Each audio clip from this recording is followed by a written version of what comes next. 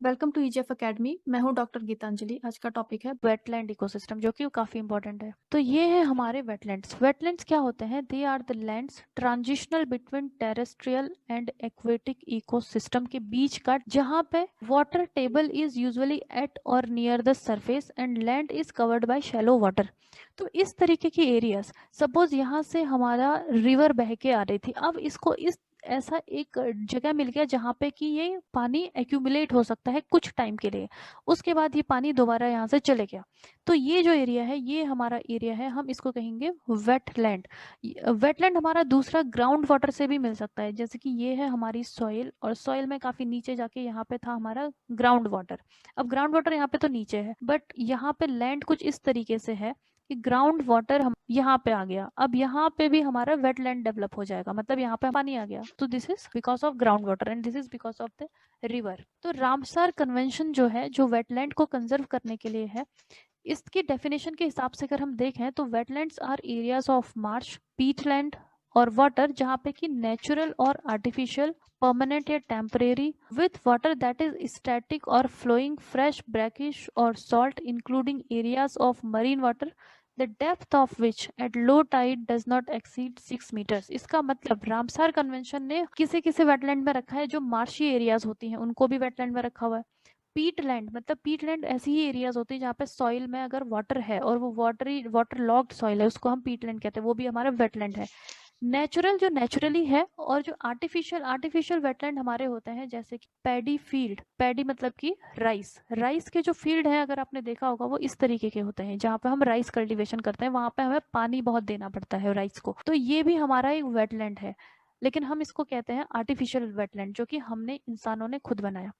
दूसरा है आपका परमानेंट, जो कि परमानेंटली ही है, और टेम्परेरी, मतलब कि अभी यहाँ पे पानी था और गर्मियों में इसका पानी जो है वो इवेपोरेट हो गया, ये सूख गया, तो ये हमारा टेम्परेरी हो जाएगा। टेम्परेरी वेटलैंड में भी हमारा जो राइस वेटलैंड है, उसको भी हम पैडी कल्टीवेशन का, उसे भी टेम्परेरी कहते हैं, क्योंकि जब पैडी कल्टीवेशन होता है जून से लेके आपके अक्टूबर नवंबर तक का, उसी टाइम पे वो रहेगा। तो वेटलैंड को भी हम इकोटोन मान सकते हैं, क्योंकि ये एक ट्रांजिशनल जोन है between terrestrial and aquatic ecosystem का। यहाँ पे है हमारा एक्वेटिक इकोसिस्टम, और यहीं पे हमारा टेरेस्ट्रियल भी है, दोनों टाइप के इकोसिस्टम हमें मिलेगा यहाँ पे, तो ये हमारा एक इकोटोन है। तो वेटलैंड में हम रखते हैं मैंग्रोव्स को, लेक्स, पैडी फील्ड मतलब जो राइस फील्ड है वो हमारे वेटलैंड है। तो ये थे हमारे एग्जांपल वेटलैंड्स के। अब इनका कैरेक्टरिस्टिक्स हम देख लेते हैं। चीफ कैरेक्टरिस्टिक ये है कि यहाँ पे वाटर लॉक्ड सॉइल होगी, मतलब कि सॉइल में हमारा वाटर होगा। तो प्लांट जो यहाँ पे उगेंगे उन्हें हम हाइड्रोफाइट्स कहते हैं। हाइड्रो मतलब कि जो वाटर, एंड फाइट मतलब कि प्लांट, तो वाटर में जो प्लांट ग्रो करते हैं, दीज आर कॉल्ड हाइड्रोफाइट्स।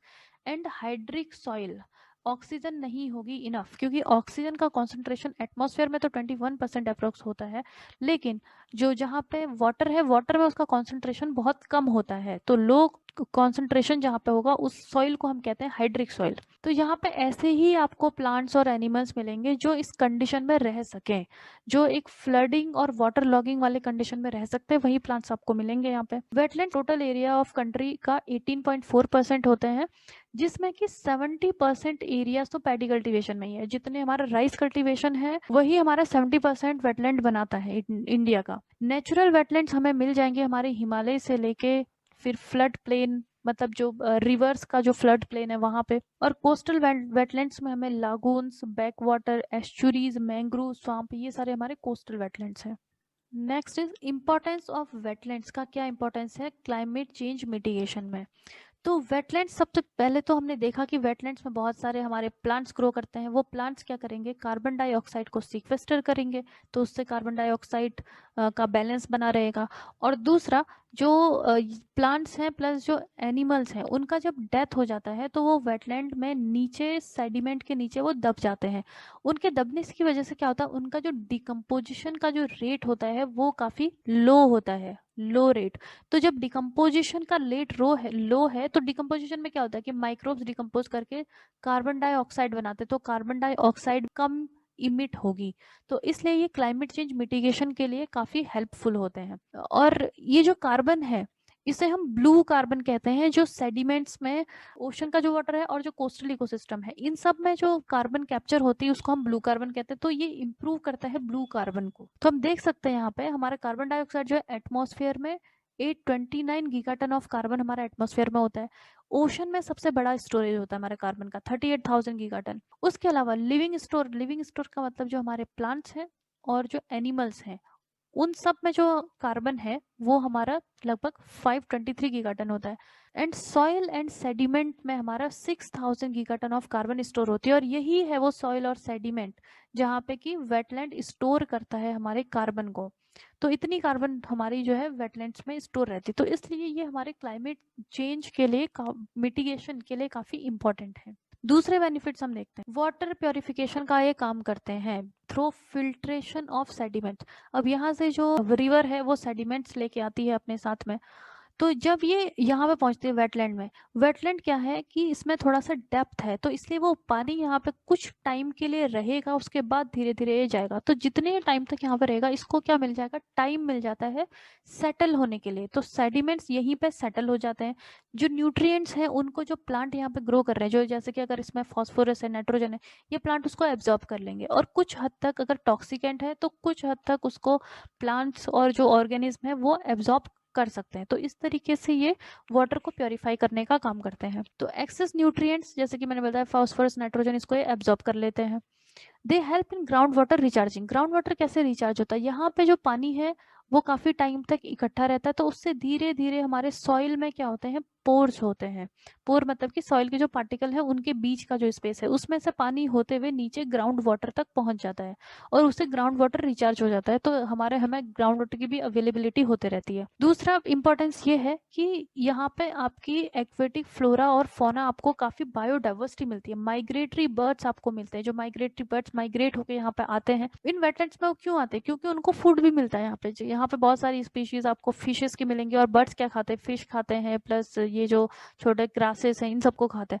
तो इसलिए ये माइग्रेटरी बर्ड्स के लिए काफी इंपॉर्टेंट है। प्लस फ्लड मिटिगेशन, अगर कोई कोस्टल एरियाज है, यहाँ से हमारा सी वाटर आ रहा है तो, और यहाँ पे हमारा है कोई वेटलैंड, तो ये जो वाटर है या फिर रिवर्स में ही अगर फ्लडिंग हो गई तो ये जो वाटर है यहाँ पे उसको स्पेस मिल जाएगा। सपोज यहाँ पे ये ड्राई पड़े हुए थे तो यहाँ पे स्पेस है, यहाँ पे वो वाटर इकट्ठा हो जाएगा, और कम पानी ही हमारे कोस्टल सिटीज में या फिर किसी भी जो एरिया जहाँ पे लोग रहते हैं वहां पे पहुंचेगा। तो इसलिए ये फ्लड मिटिगेशन का भी काम करते हैं हमारे। And they act as genetic reservoir for various species of plants. तो प्लांट्स की काफी स्पीशीज यहाँ पे पाई जाती है, तो ये उसका जेनेटिक डाइवर्सिटी को भी बढ़ा रही है। तो next is reason for depletion of wetland. But हमारे वेटलैंड जो है डिप्लीट होते जा रहे हैं, क्यों? क्योंकि एक्सेसिव पॉल्यूटेंट्स, मैंने बताया कि जो पॉल्यूटेंट्स हैं जैसे नाइट्रोजन फॉस्फोरस ये सारी चीजें, उनको वो कुछ लिमिट तक तो एब्जॉर्ब करेंगे, लेकिन अगर हमने बहुत ज्यादा अगर वहां पर डाल दिए तो फिर वो उनकी रिसाइकलिंग कैपेसिटी के बियॉन्ड हो जाता है, फिर वो उसको नहीं कर सकते हैं, और फिर वो वहां पे यूट्रोफिकेशन करेंगे और डैमेज का काम करना शुरू हो जाएगा। Conversion of wetland for agriculture, अब जो हमारे वेटलैंड्स है वहाँ पे जो लोकल पीपल रहते हैं वो वहाँ पे एग्रीकल्चर करना चाहते हैं, तो अब धीरे धीरे वो वहाँ से एक्सटिंक्ट होते जा रहे हैं एग्रीकल्चर प्रोसेसेस के लिए। Habitat destruction, deforestation. Habitat destruction कि हमने यहाँ पे क्या कर दिया, जैसे कि ओवर फिशिंग हमने कर दी, एक्वाकल्चर, फिशरीज, स्पीशीज। तो हर एक इकोसिस्टम में जितनी भी स्पीशीज होती है सबका कुछ ना कुछ रोल होता है। अगर हम एक स्पीशीज को हम एक्सेसिव हार्म कर देंगे तो पूरा इकोसिस्टम ही कोलैप्स हो जाता है, इकोलॉजिकल इम्बैलेंस वहां पे आ जाएगा। ओवर ग्रेजिंग इन मार्शी सॉइल, ओवर ग्रेजिंग जहाँ पे, क्योंकि हमें क्या मिलता है, प्लांट्स वगैरह मिलते हैं, तो अगर वहां पे हमने अपने कैटल्स को भेजा और वो वहां पे ओवर ग्रेजिंग करे तो डेफिनेटली वो भी हमें हार्म करता है।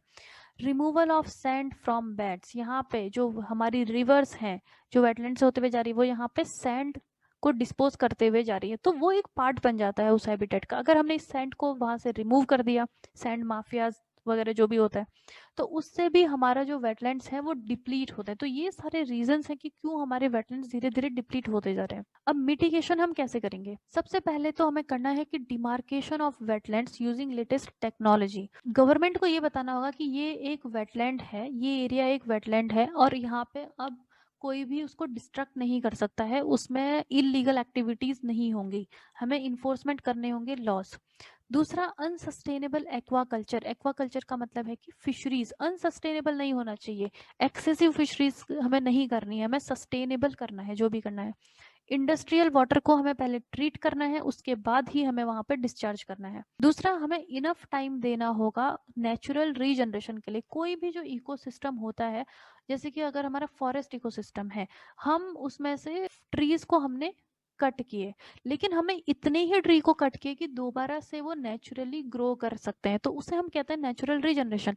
तो उतना उसको टाइम चाहिए। अगर हमने एक्सेसिव ट्रीज को कट कर दिए तो फॉरेस्ट के पास में टाइम नहीं है इतना कि वो दोबारा रीजनरेट कर सके।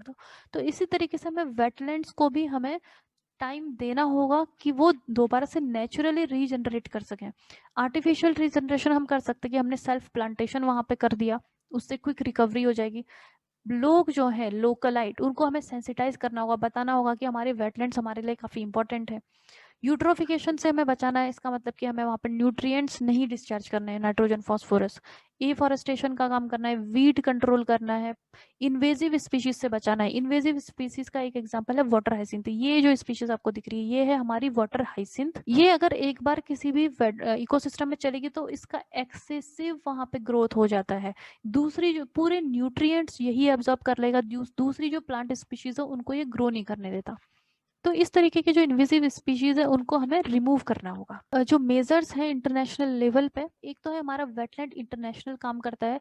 ये है हमारा एनजीओ जो ग्लोबल एनजीओ है, जो कि रिस्टोर करने का काम करता है वेटलैंड्स को। और दूसरा इसका काम है कि ये रिसर्च करता है और गवर्नमेंट के साथ में इंगेज करके, ये हर गवर्नमेंट, जैसे इंडिया में जितने भी वेटलैंड्स होंगे तो गवर्नमेंट के साथ मिलके उन वेटलैंड को कंजर्वेशन का काम करता है। दूसरा हमारा नेशनल वेटलैंड कंजर्वेशन प्रोग्राम जो इंडिया ने ही चलाया है। और तीसरा हमारा रामसर कन्वेंशन। तो हम पहले देखेंगे नेशनल वेटलैंड कंजर्वेशन प्रोग्राम। तो ये जो प्रोग्राम था, ये गवर्नमेंट ऑफ इंडिया ने स्टार्ट किया था 1985 में। इसमें 115 वेटलैंड्स आइडेंटिफाई किए थे जिनको कि बचाने का, कंजर्व करने के लिए इनिशिएटिव लिए गए थे। इसके अलावा दूसरा है हमारा national plan for conservation of aquatic ecosystem. अब एक्वेटिक में दोनों चीजें आ जाएंगी, वेटलैंड भी और लेक भी। तो 2015 में गवर्नमेंट ने क्या किया कि नेशनल लेक कंजर्वेशन प्रोग्राम और नेशनल वेटलैंड कंजर्वेशन प्रोग्राम दोनों को मिक्स करके, मर्ज करके बना दिया national plan for conservation of aquatic ecosystem. तो ये एक सेंट्रली स्पॉन्सर्ड स्कीम है। Next is wetland conservation and management rules 2017। तो इसमें इस रूल के अंडर में जो वेटलैंड्स हैं वहां पे प्रोहिबिटेड एक्टिविटीज कर दी गई कि आप वहां पे इंडस्ट्री को सेटअप नहीं कर सकते, और अगर कोई इंडस्ट्री है तो आप उसको एक्सपेंड नहीं कर सकते। दूसरा, आप सॉलिड वेस्ट को डंप नहीं कर सकते हैं वेटलैंड्स में, अनट्रीटेड वेस्ट को भी वहां पे नहीं डाल सकते, और इंक्रोचमेंट वहां का नहीं हो सकता है। नॉन वेटलैंड यूजेस लाइक कि एग्रीकल्चर पर्पस के लिए आप उसको यूज नहीं कर सकते, सैंड माइनिंग नहीं कर सकते। इकोलॉजी सीरीज को फॉलो करने के लिए आप हमारे चैनल को सब्सक्राइब कर लें। अपनी बेटर प्रिपरेशन के लिए आप हमारे अफोर्डेबल कोर्सेज भी ज्वाइन कर सकते हैं। हमें कॉन्टैक्ट करने के लिए आप दिए गए नंबर्स पर कॉल करें और contact through our website link is given in the description box.